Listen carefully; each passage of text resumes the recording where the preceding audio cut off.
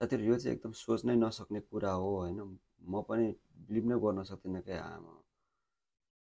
जसको यहाँ कोही हुँदैन उसको भगवान् हुन्छ भन्छ नि, एउटा हो साँच्चै नै हो कि जस्तो लाग्छ भने यार।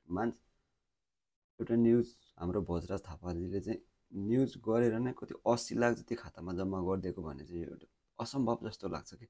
तर मान्छेहरू छन् रहेछन् के ठाउँ ठाउँमा, कतै कतै छन् रहेछन् होइन। यतिको नै हुनुपर्छ यहाँनिर। यसो खुल्लम खुल्ला देख्ने हो भनेदेखि त सबै भुक्नेहरू मात्रै छन् होइन।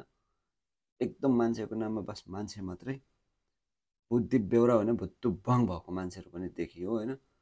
तर यहाँनिर हेर्ने हो भने मान्छेहरू पनि यहाँ रहेछ कि, सहयोग गर्ने मान्छेहरू, बुझ्ने मान्छेहरू रहेछन् भन्ने पुष्टि जनाउँछ क्या हाम्रो भोजराज थापाको चाहिँ। जुन यहाँको भिडियोबाट चाहिँ उहाँलाई हेल्प गरेको हेर्दाखेरि हेर्नुहोस्, क्यान्सर पीडितलाई 80 लाख, झन्डै 1 करोड जति चाहिँ,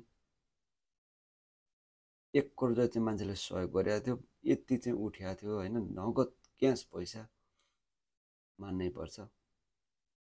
त्यही भएर सबैजनालाई भन्छु म, राम्रो कुराहरू राम्रोसँग सोच्नुपर्छ, राम्रो बाटो सबैले खोज्नुपर्छ कि। त्यो जे पायो त्यो बोलेर जे पायो त्यो गरेर हुन्न नि त, हो कि साथीहरू।